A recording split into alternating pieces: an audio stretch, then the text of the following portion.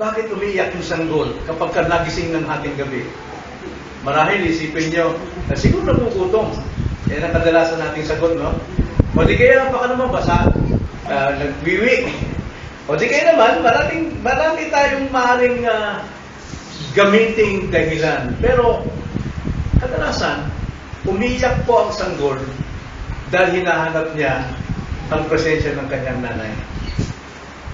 Tayong lahat, kung minsan, kapag nalalagay tayo sa panganib, kung kumikilala tayo sa Diyos, gusto nating nariyan ang presensya ng Panginoon. Gusto nating madama ang kanyang presensya.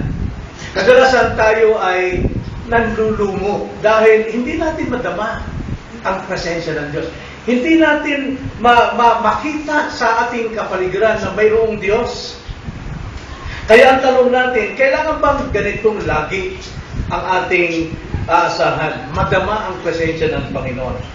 Kailangan siguro sagutin ito sa pamagitan ng Biblia. Ano ba ang sinasabi ng Biblia pagdating sa presensya ng Panginoon? Zephaniah chapter 3 verse 17.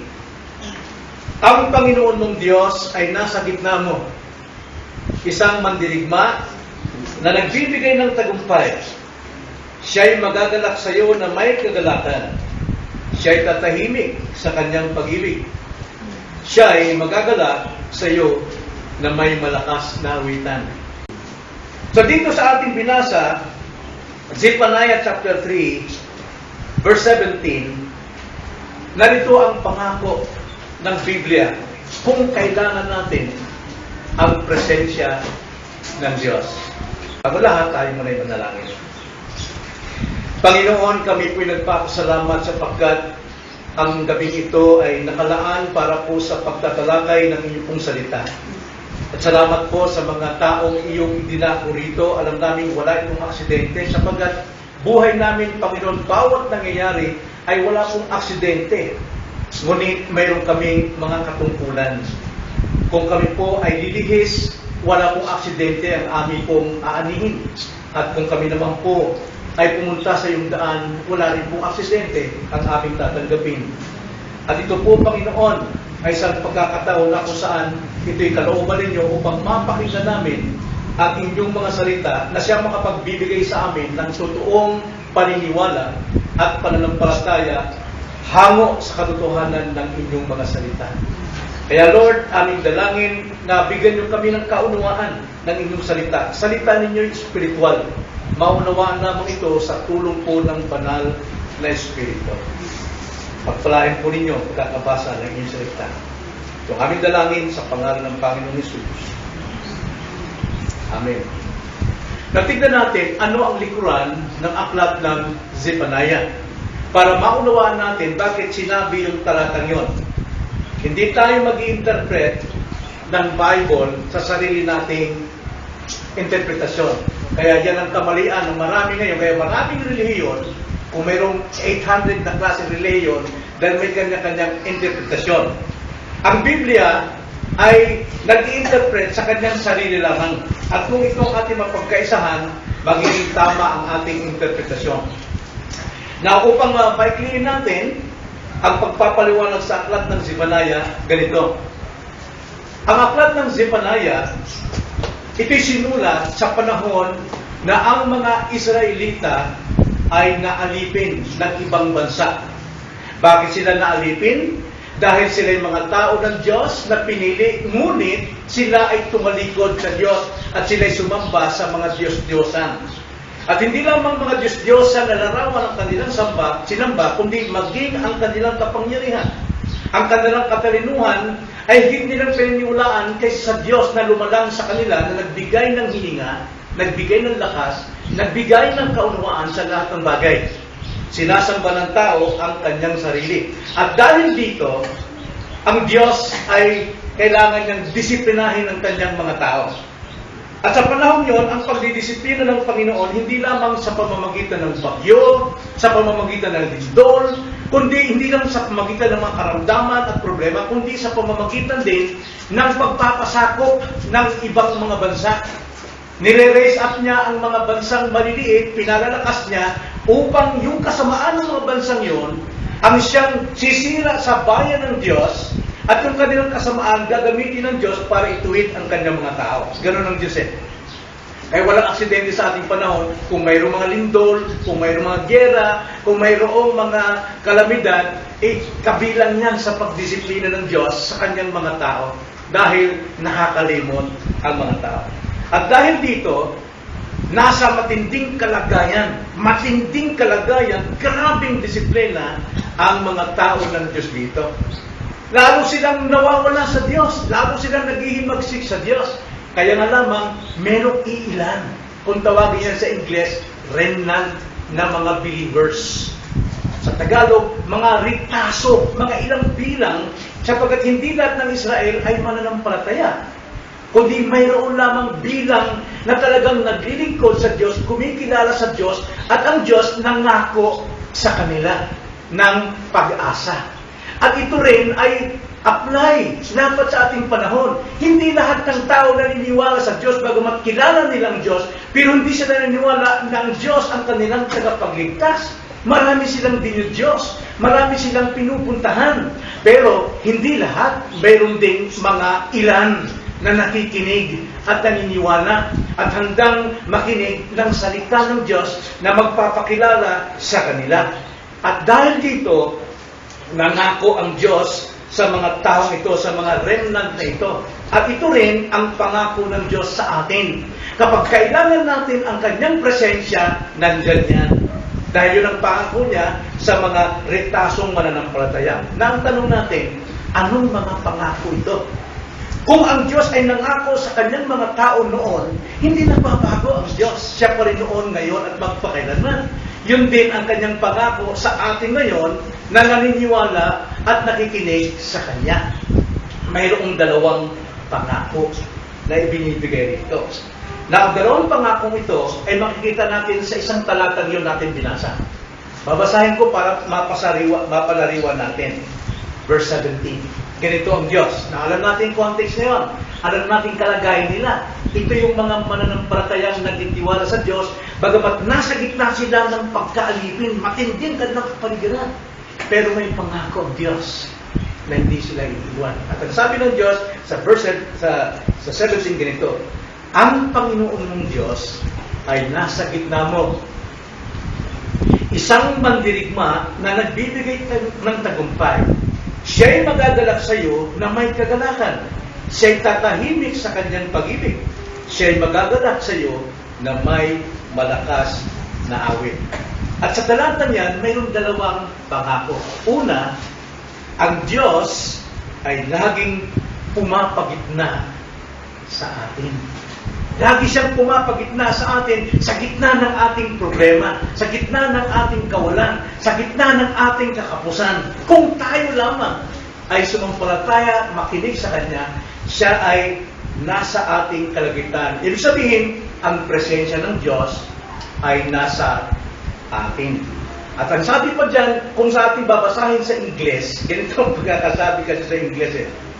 Sa New King James na lang, the Lord your God is in your midst, nasa inyong kalagitnaan. The mighty one will save. Ang sabi ng sa ibang salin, ang Diyos ay nasa inyong kalagitnaan. He is mighty to save. Siya ay makapangyarihang magliligtas. Ang sabi niya, ang Diyos ay nasa iyong kalagitnaan. Ang presensya niya ay nasa iyo. Kayong mga nanampalataya, kayong umaasa sa Kanya, kayong nagdurusa sa kabila ng kalagayan ng mundo, ngunit ang Diyos nangako na siya ay nasa kalagitnaan.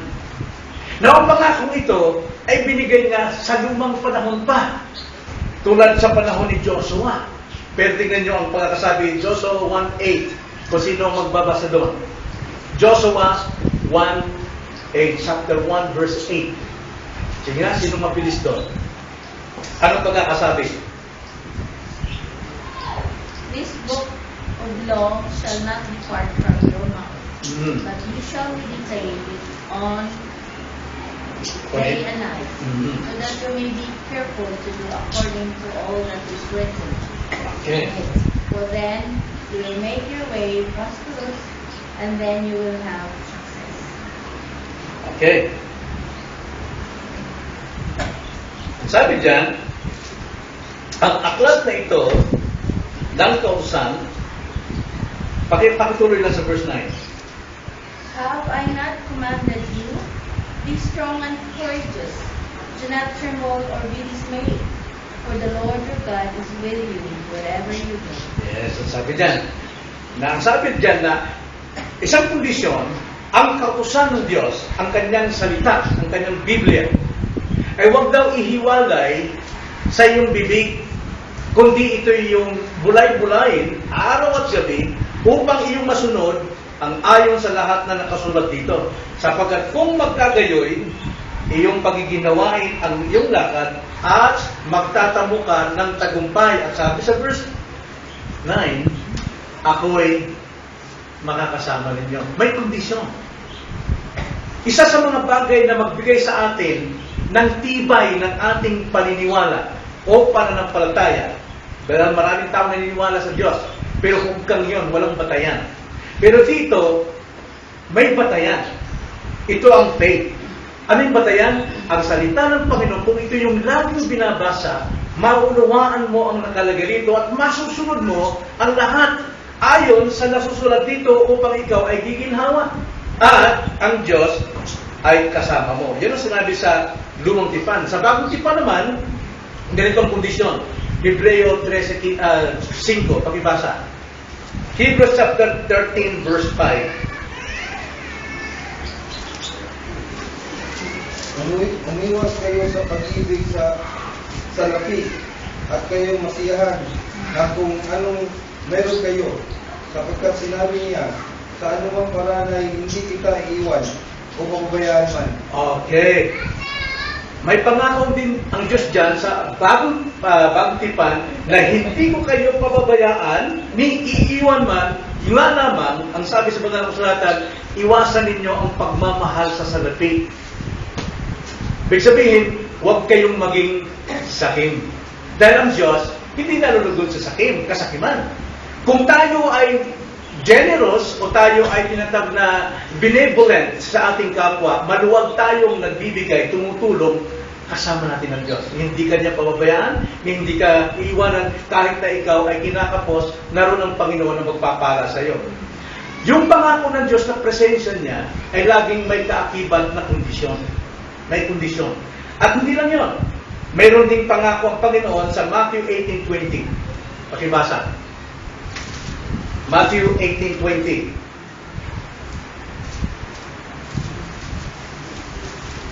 Pakibasa verse 19 para makita natin yung konteksto bago mapaunawa natin yung verse 20. Sige, 19 to 20. Sinasabi ko rin naman sa inyo na kapag magkasundo ang dalawa sa inyo sa lupang tungkol sa anumang bagay na kanilang hinihiling ay gagawin para sa kanila ang aking Ama na nasa langit. Sapagkat kung saan nagkakatipon ang dalawa o tatlo o aking pangalan ay naroon, ako ang gitna nila. Naroon ako sa gitna nila. Okay? Babasahin ko ulit, no, para maliwanagan natin. Sabi sa 19, sinasabi ko rin naman sa inyo, sino rin nagsasalita rito? Sino rin nagsasalita? Sinong God? Jesus. Okay. Jesus ang nagsasabi rito. Sabi na, sinasabi ko rin naman sa inyo na kapag nagkasundo ang dalawa sa inyo sa lupa tungkol sa anumang bagay na kanilang hinihiling, ano ibig sabihin? Mayroong dalawang tao na mayroong hinihiling sa langit, anong ginagawa nila? Nananalangin. Napakalaga. Ang Diyos, ang pangako niya, nasa mga taong nananalangin. Kaya sabi dito, sinasabi ko rin naman sa inyo na kapag nagkasundo ang dalawa sa inyo sa lupa tungkol sa anumang bagay na kanilang hinihiling, ay gagawin para sa kanila ng aking Ama na sa langit. Ang sabi dyan, sapagkat kung saan nagkakatipon ng dalawa o tatlo sa aking pangalan, ay naroon ako sa gitna nila. Nasaan daw ang Diyos? Nasa gitna nila. Nakikita ba natin dito? Hindi.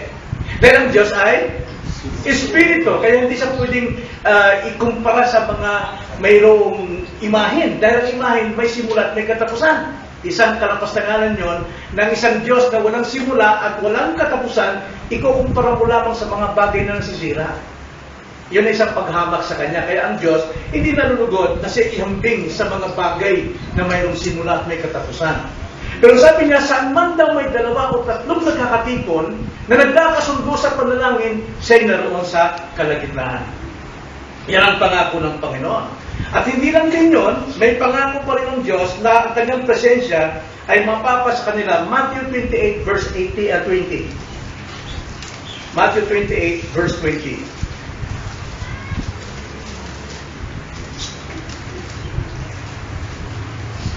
Sige daw.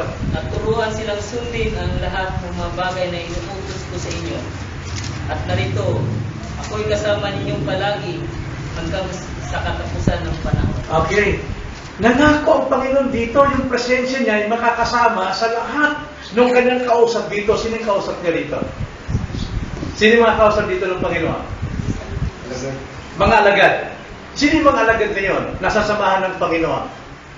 Anong ginagawa nila? Ano ba yung context doon sa verse 18 hanggang 19? Inutusan silang humayo, mangaral, mag-disciple.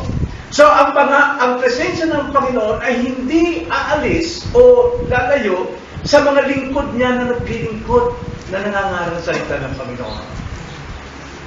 Okay? Pangako ng Diyos yun. Kumisan tayo, pag mayroon tayong mga problema, inisip natin yung ating pansarili. Pero may pangako ang Panginoon na hindi mawawala ang kanyang presensya, hindi ka iiwan, itatalikuran man kung ikaw ay nag-aaral ng kanyang salita. Di ba? Halina sa Diyos mo?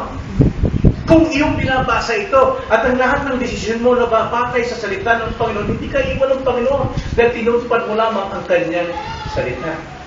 At ganoon din, kung ikaw ay malayo doon sa kasakiman, andyan din ang Diyos na kasama mo. Hindi ka iiwan, itatalikuran man. Kung ikaw naman ay nananalangin, kung kayo nananalangin, andyan ang Diyos sa ang kanyang presensya sa kalagitnaan. At kung ikaw'y naglilingkod sa Kanya, kahit na ikaw'y nagtatrabaho, pero ikaw ay nagbabahagi ng kabutihan ng Panginoon, asahan mo, kasama mo ang Panginoon. Naalala si Joseph, nakulong siya, pero sinong kasama niya sa kulungan?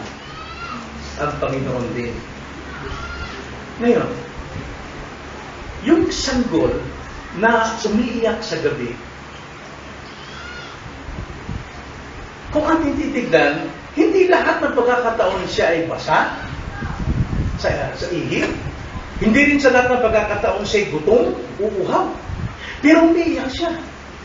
Bakit? Dahil sa gitna ng kadiliman, nahanap niya ang presensya ng nanay niya. Pero dahil sa dilim, o maring hindi pa nakita ang bata, hindi niya alam, katabi niya lamang ang nanay niya. Napakalaga ng presensya ng nanay sa sanggol. Hinahanap niya. Pero kapag ka ang nanay ay nagmamahal sa kanyang anak, konting ingit na ng bata yun, ang gagawin ng nanay. Di ba, awit? Narinig yun ng bata, assured siya eh. Siya ay mayroong katiyakan na kasama niya ang Panginoon. Narinig niyo ba ang Diyos na siya maawit sa atin? Sa ating paligid? Narinig ba natin yun? Narinig natin yun, pero hindi pa natin alam bakit pa paano. Pero ang sabi rito, ang Diyos ay nangangako, hindi tayo iwan anuman ang magiging kalagayan natin sa buhay. Kaya makita niyo maraming Kristiyano, kahit mahirap lamang, pero may kagalakan sila. Dahil hindi sila iniiwan ng Diyos. Noong nakaraang pag-aaral natin na blessings ng Panginoon, di ba sa Isaiah 43 verse 2, kapag ikay lumakad sa tabi ng tubig, hindi ka aapangan. Kapag ikay tumawid sa ilog, ibig sabihin, may time talaga na ikay lumalakad katabi ng mga tubig, ibig sabihin, katabi ng mga pagsubok, problema, pero hindi ka maapangan. Kung minsan man kailangan tawilin mo ang mga problema, pero hindi ka rin lulubog. At kung minsan naman, darang ka sa apoy para mapadalisay ang iyong pananampalataya. Ganun ang Panginoon. Hindi siya umiiwan sa kanyang mga taong nagtitiwala sa kanya. So yun yung unang pangako ng presensya ng Panginoon. Ikalawa, tuloy natin ang talata. Zephaniah chapter 3 verse 17 sa ikalawang bahagi. Ang sabi dyan, itong una, ang Panginoon mong Diyos ay nasa gitna mo, isang mandirigma na nagbibigay ng tagumpay. Nakalagay sa Tagalog, isang mandirigma na nagbibigay ng tagumpay. Pero sa English, He is mighty to save. Sabi, no? Then, ang sabi dyan, ikalawa, siya'y magagalak sa iyo na may kagalakan. Siya'y tatahimik sa kanyang pag-ibig. Siya'y magagalak sa iyo na may malakas na awitan. Ito po may problema sa Tagalog. Ang sabi dyan, unang-una, siya'y magagalak sa iyo na may kagalakan. Right? Siya'y tatahimik sa kanyang pag-ibig. Siyang tumatahimik, ano? Sa kanyang pag-ibig. Pero ang sabi niya, yung pag-ibig ng Diyos ang magpapatahimik sa iyo. Ang sabi sa Ingles. At, ikatlo, siya'y magagalak sa iyo na may malalakas na awitan. So, ano po yung pangako rito? Ang ating Diyos ay laging gumagawa sa atin. Yung una, ang ating Diyos ay laging pumapagitna sa atin. Pero sa kanyang pananatili sa ating kalagitnaan, hindi na nangungulugan, stagnan siya o tahimik lang siya. Ikalawa, siya'y gumagawa sa atin. Mapapansin natin na tatlo ang kanyang ginagawa, apat ang kanyang ginagawa ito, pero tatlo ang ating titignan. Ano yung una? Ano yung una? Ang ginagawa ng Diyos, kapag siya nasa ating kalagitnaan, ang presensya niya sa atin, magdadala siya sa iyo ng may kasiyahan. Kalahin mo, ang Diyos ay nagdadalak sa iyo. Tungtuwa. Bakit? Dahil at the same time, sabi sa Psalms 37 verse 4, kapag ginagawa mo yung sinabi sa Psalms 37 verse 4, delight yourself in the Lord and He will give you the desire of your heart. If we delight unto our God, nadidelight din sa atin. Natutuwa rin siya sa atin dahil ang ating katuwaan ay siya. Pero kung ating katuwaan ay yung laman, yung maggawa ng sanlibutan para sa ating sarili, hindi natutuwa doon ang Diyos doon. Kundi natutuwa ang Diyos na may kasiyahan kung tayo po ay nagbibigay panahon na mag-delight sa Kanya. Di ba? At hindi lang yun. Ang sabi dyan, magpapatahimik sa iyo ng Kanyang pag-ibig. Minsan magulo buhay natin. Pero dahil sa Kanyang pag-ibig, mapapansin mo, mayroon kang peace. Mayroon kang kapayapaan na harapin ang mga problema, ano mang mga pagsubok, kakulangan, kakapusan. Mayroon kang kapayapaan, hindi mo alam. Bakit gano'n? Pero ang sagot doon, nasa iyong presensya ng Panginoon. Sinalulugod sa iyo. Natutuwa sa iyo. At hindi lang yun. Pangatlo, anong sabi ito? Siya ay malulugod sa iyo na umaawit. Kalahin mo, tayo umaawit tayo sa Panginoon para magpuri. Pero kapag tayo ay nag-delight sa Kanya, ating pinangawakan ng Kanyang presensya ay sumasa atin anumang sandali, ang Diyos ay umaawit. Ang Diyos ay umaawit. Tulad ng isang ina. Yeah. Kapag umingit yung kanyang anak, kagalakan, pagmamahal, pag-ibig ng nanay, kasi maghaham.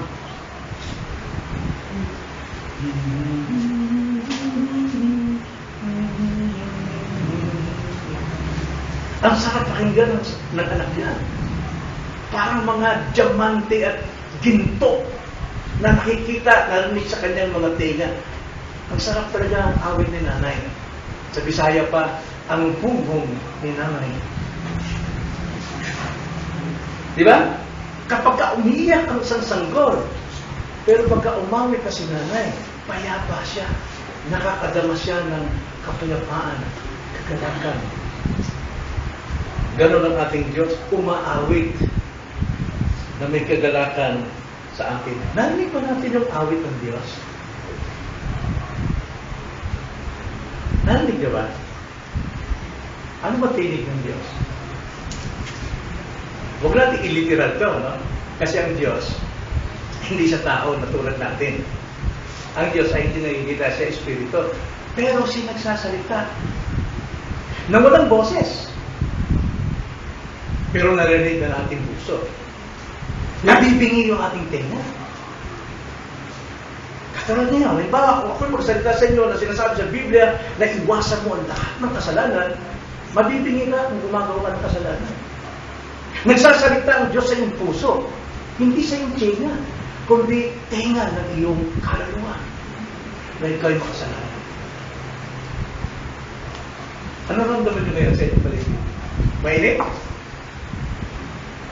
Malamig. Huyu-huy. Sa Bisaya pa, huyu-huy. Hindi ba napapansin nagsasalita ang Diyos sa inyo? Tingnan natin sa isang Bible na ang Diyos ay naririnig. Siya nagsasalita palagi. Nangangaral siya sa pamagitan ng kanyang mga nilikha. Psalms 19, verse 1. Babasahin ko, no? Psalms 19. Sundan niyo po sa pagbabasa. Ganito ang sabi ng Psalms 19, verse 1 to 4. Nagpapahayag ng kaluwalhatian ng Diyos ang kalangitan. At ang mga gawa ng kanyang kamay ay inihayag ng kalawakan. Sa tuwing titingin kayo ng langit, anong nararamdaman ninyo? Pag tinignan yung kalawakan, kagandahan, dusilak na kaputian ng ulap, anong nararamdaman niyo? Wow! Napapaganyan kayo eh. Hindi niyo ba alam na narinig ng inyong puso ang tinig ng Diyos na umaawit sa iyo, ako may likha niya? Pag umakit ka sa bundok na mataas, pagod na pagod ka, pagdating sa tuktok, sisigaw ka rin, woo! Tapos madadampi sa iyong pisngi ang malamig na simoy na hangin at umahawit ang kalikasan. Yung kalikasan nagpapayag na mayroong Diyos. Tingnan sa atin, verse 2. Sa araw-araw ay nagsasalita at gabi-gabi ay nagpapahayag ng kaalaman. Walang pananalita o mga salita man, ang kanilang tinig ay hindi narinig. Ngunit lumalaganap sa buong lupa ang kanilang tinig. At ang kanilang mga salita ay hanggang sa dulo ng daigdig. Sa kanila ay naglagay siya ng toda para sa araw na dumarating na gaya ng kasintahang lalaki na papalabas sa kanyang silid at nagagalag gaya ng malakas na tao na tumatakbo sa takbuhan. Mismo ang kalawakan, kung tayo lumabas dyan sa kadiliman, tingnan nyo ang mga bituin. Nagsasalita ang Diyos. Umaawit ang Diyos. Kung kayo'y malapit sa Kanya, marinig niyo. Pero kung wala kayong pagkakilala sa Kanya, ang makikita niyo puot ng Diyos sa inyong paligid. Gutom, galit, inis, pandangaya, lahat ng kasamaang mapapansin, madaraman nyo, yun ang puot na inyong makikita. Yung Diyos ay nagsasalita. So, ano dapat natin gawin? Kapag ka narinig natin nagsasalita ang Diyos, umaawit siya sa ating puso, ano dapat natin gawin? Bilang mananampalataya. 1 Thessalonians chapter 5, verse 16, ito yung dapat natin gawin. Ang sabi sa 1 Thessalonians chapter 5, verse 16, maggalak kayong lagi, manalangin kayong walang patid, sa lahat ng bagay ay magpasalamat kayo. Bakit? Sapagkat ito ang kalooban ng Diyos kay Kristo para sa inyo. Kapag nadalaman natin tayo inaalin ng Panginoon, nakikita natin ang kanyang kabutihan, naiwasan natin ang puot ng sanlibutan, ang galit sa ating kapaligiran, abay dapat tayong magalak sa Diyos. Lord, nangungusap ka ang presensya mo'y kapiling ko. Ika'y nasa aking kalagitnaan. At ika'y mananalangin na may pagpapasalamat. Dahil ito'y patunay lamang na ikaw ay kapiling ng Diyos. At hindi lang basta manalangin. Psalms 149, verse 3 hanggang 4. Psalms 149, verse 3 to 4. Ang sabi dyan, purihin nila ng may pagsayaw ang pangalan niya, na umaawit sa kanya na may pandereta at lila.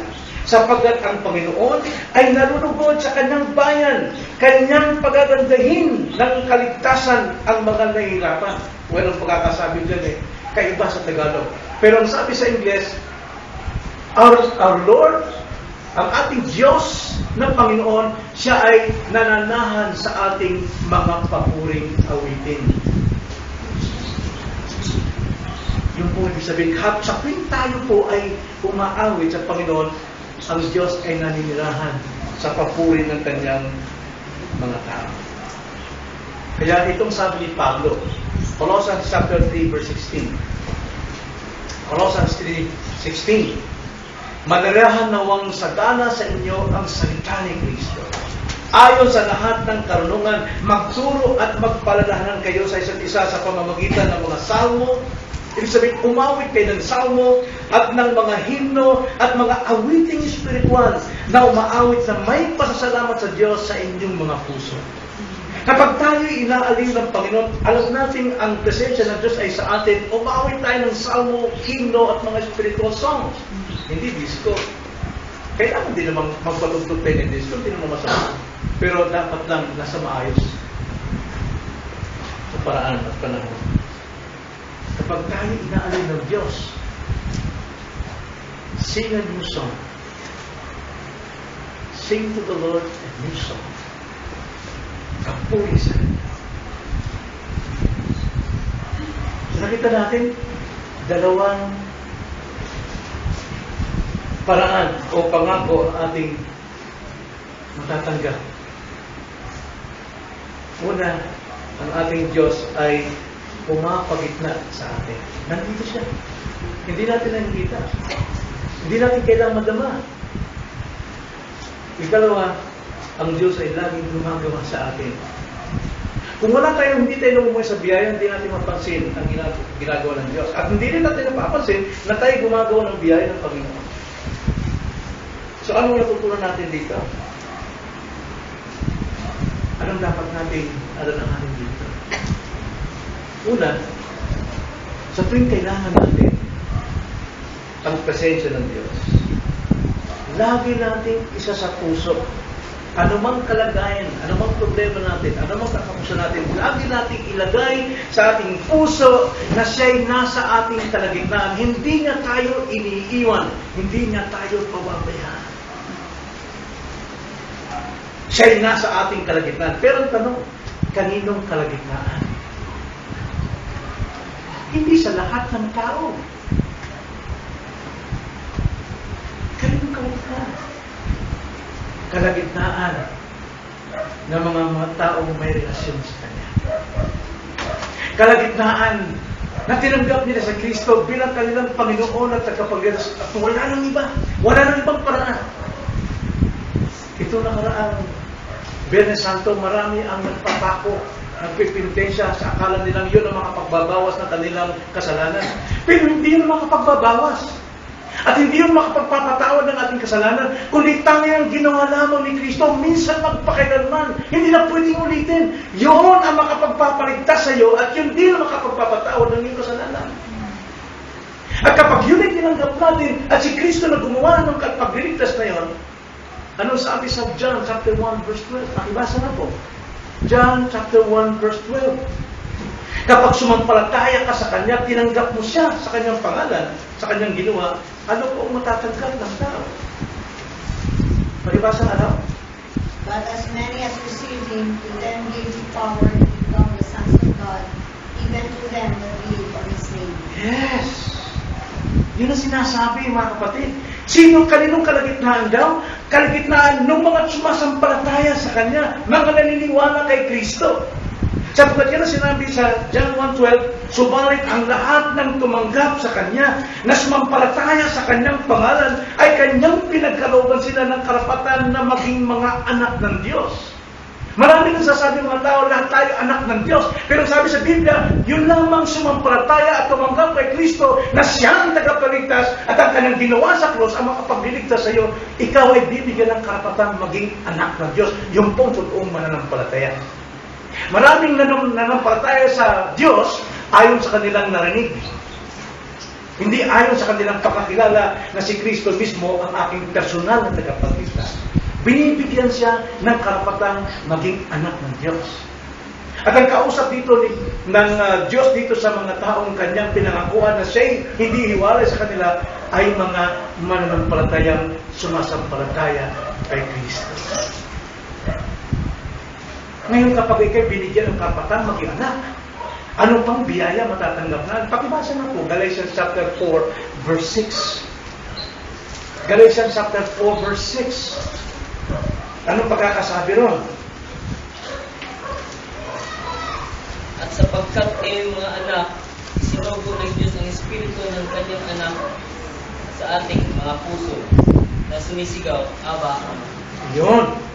Dahil kayo sumampalataya kay Kristo na siyang tagapagligtas at sinampalataya mo kanyang ginawa sa krus na siya namatay para sa kasalanan, ikaw ay binigyan ng karapatan ng maging anak. At dahil ikaw ay ginawang anak, isinusugo naman ng Diyos ang Espiritu ni Kristo sa ating mga puso upang tayo makatawag ng Panginoon, Aba, o Ama sa Diyos. Hindi po lahat ng tao anak ng Diyos, kundi yun lamang sumampalataya kay Kristo dahil sila ang binigyan ng karapatan maging anak, at dahil sila maging mga anak, ibinigay naman ng Diyos ang Espiritu ng kanyang bugtong na anak. Ilan ba anak ng Diyos? Isa lang, kaya tinawag bugtong eh. Isa lang. Walang sino man, hindi rin si Kibuloy. Isa lang ang anak ng Diyos. Ngayon, dahil isa lang anak ng Diyos, siya yung may karapatan tumawag ng Abba, Father sa Diyos. Pero dahil sa ating pagsampalataya sa Kanya, ibinigay ng Diyos naman ang Espiritu ng Kanyang anak sa atin upang tayo ay makatawag din sa Kanyang Panginoon at Ama sa Diyos. Wala tayong karapatan tumawag ng Ama sa Diyos kung wala ang Espiritu ng Kanyang bugtong na anak sa ating mga puso. At hindi tayo bibigyan ng Espiritu ng anak ng Diyos kung hindi tayo sumasampalataya kay Kristo na siya lamang ang tagapagligtas at ang Kanyang ginawa sa krus ang makapagliligtas sa atin. Saan mo nalalaman yan? Natutunan ba yan sa eskwelahan? So may paniniwala ka sa Diyos, batay sa kwento, hindi totoo panampalataya. Ang totoong panampalataya may batayan na ngayon, sino pa lang sumampalataya kay Kristo, tumanggap sa Kanya, binigyan ng karapatang maging anak, at dahil anak, binigyan siya ng Espiritu ng bugtong anak, kaya tayo nagiging anak ng Diyos. Yun ang katotohanan, may batay sa katotohanan. Kaya ang panampalataya natin, hindi na batay sa ating kinagisnan o lumbag sa dilim, kundi batay sa sinasabi ng banal na kasulatan. At ang Diyos, nangako ron, siya'y nasa kanilang kalagitnaan. Hindi sa lahat ng tao, kundi sa lahat ng mga sumampalataya kay Kristo. Kaya, ang hamon palagi, kung wala ka pang tamang relasyon kay Kristo, ito yung panahon na isuko mo yung buhay. Sumampalataya ka sa Kanya at sampalatayaan mong ginawa niya na sapat yun mga pagliligtas sa'yo. Hindi kailangan pumasok ka ng reliyon, hindi kailangan sumampa kung saan-saan. Kundi tanggapin mo si Kristo at bibigyan ka ng karapatan maging anak ng Diyos.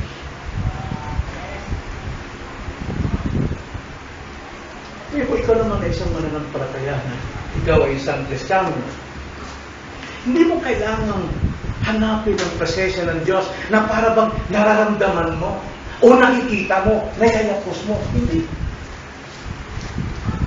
Hindi sa damdamin, hindi sa pakiramdam ng hinginabot ka.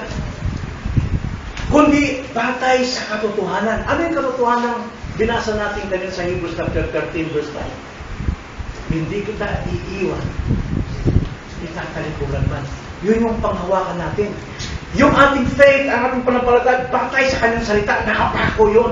Matinding pundasyon yun. Kaya yung ating panampalataya, batay sa Kanyang salita, hindi batay sa sinasabi ng tao. Kaya ang panampalataya natin, nakaangkla kay Kristo.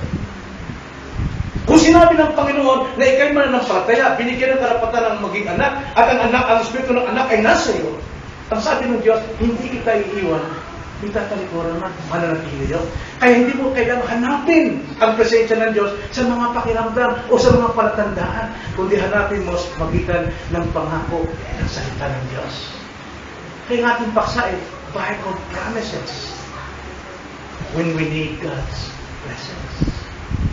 Ang ating pong pag-asa ay nasa salita ng Panginoon, hindi sa mga sabi-sabi. Dahil ang sumasampalataya lamang sa salita ng Panginoon, sila yung ginawang matuwid ng Panginoon. Sila yung binigyan ng karapatan maging anak. Sila yung mayroong espiritu ng anak. Kaya kung tawagan sila yung matutuwid sa harapan ng Diyos, pagkakat hindi pa tayo matuwid sa harapan ng tao. Pero ikaw ay pinagmaging matuwid ng Diyos. Kaya kung sino man yung pinagmaging matuwid ng Diyos, pakibasa po ang Romans chapter 1, verse 17, ano ang kanilang magiging ugali? Romans 1:17. Pakibasa po.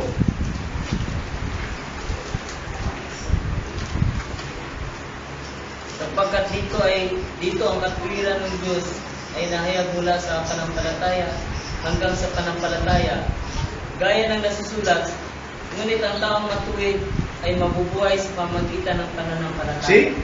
Ang taong pinagmaging matuwid ng Diyos, dahil siya binigyan ng karapatan maging anak ng Diyos, at binigyan siya ng Espiritu ng Diyos, siya matuwid, at isang taong matuwid na bumuhay sa pananampalataya. Hindi siya nakikita, hindi siya nararamdaman, hindi ko anong sinasabi ng mga tao, kundi kung anong sinasabi at pinangako ng salita ng Diyos. Ito yung batayan natin. Salita ng Diyos. Kaya kung ikaw ay isang taong Kristiyano, pinagmaging matuwid ka ng Diyos, nabubuhay ka sa panampalataya. Hindi ka nabubuhay kung ano ang sinasabi ng iyong kapitbahay, ng iyong katabi. At itong iyong paniniwala, ito yung pagkaalam mo kung sino ang Diyos at kung sino ka sa harapan ng Diyos, ito yung makapagbabago ng buhay mo. Si Pablo, isang kriminal. Yan tawag nating San Pablo. Pero bago siya maging santo, Pablo, siya isang kriminal. Pero nung siya katagpuin ni Kristo, binago ang kanyang puso, siya binigyan ng karapatan maging anak ng Diyos at binigyan siya ng Espiritu ng anak. Nabago ang kanyang buhay. Siya naging santo. Inilaan niya ang kanyang buhay sa pangangaral ng salita ng Panginoon. Kahit hindi niya kilala mga tao yun, kahit wala siyang relasyon sa mga tao yun, inialay niya ang kanyang sarili upang ang mga tao rin na makapakinig ng salita ng Diyos ay maligtas din tulad niya. Hindi siya sinasanto, hindi siya niluluhuran, kundi isa siyang halimbawa.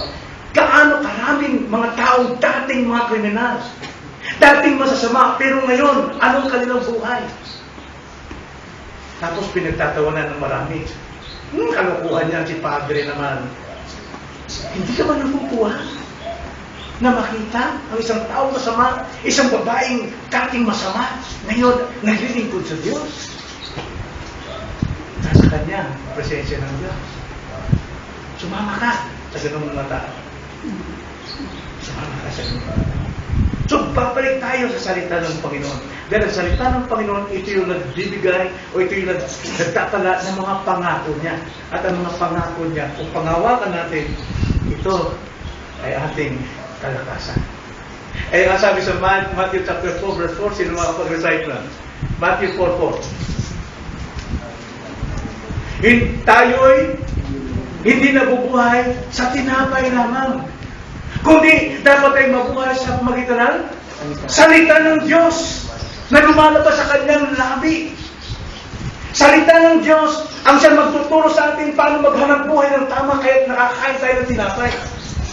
Salita ng Diyos ang nagtuturo sa atin kung anong ugali, anong asal dapat mayroon tayo sa ating bahay upang tayo maging mabuting ama, mabuting ina. Kailangan natin ang salita ng Diyos. Hindi yung puros pera na lamang, puros tinapoy na lang ng buhay nito ang ating hanapin. Kailangan natin yun. Pero ang sabi sa Matthew 4:4, hindi tayo nabubuhay sa tinapay lang.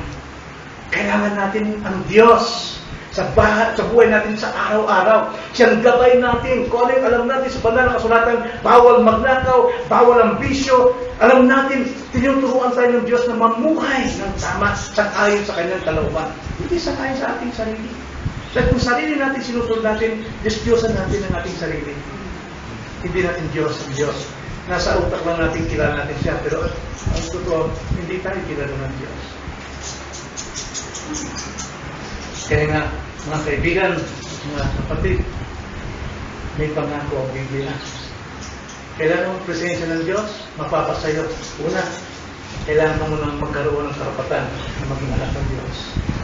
Nang sa ganon, ibibigay niya ang Espiritu ng kanyang anak upang ikaw din ay makatawag ng Ama, Ama ko. Magagawa ba natin yun? Talikuran na natin ang ating mga kasamaan, akala natin tama. Pero totoo, ito'y hiwalay sa kalooban ng Diyos. Wala ang presensya ng Diyos eh. Hanggat hindi mo sinuko ang buhay mo, hindi mapapasayo ang pangako ng Diyos, hindi kita iiwan, kita talikuran. Tayo na natin. Panginoon, salamat po sa gabi ito, sa inyong mga salita. Tunay na ang pangako ninyo ng presensya ay nasa mga taong kumikilala, nagmamahal sa inyo, sumatanggap ng inyong kalooban, tumatanggap ng inyong salita na siya maging gabay sa buhay, sa araw-araw, sa bawat minuto. Sapagkat nais ninyo ng mga tao ninyo, Panginoon, na nabubuhay sa mundong ito ay hindi nabubuhay sa ugali, sa likas na sanlibutan, kundi bagamat sila na sanlibutan, sila na nakakapamuhay sa ayon sa iyong kalooban. Nalulugod ka sa kanila, umaawit ka sa kanila, natutuwa ka sa kanila. Kaya nagpapasalamat kami, Panginoon, sapagkat mayroon kayong mga ritaso, mga taong sumasampalataya sa inyo. Gawin mo ito sa amin, Lord.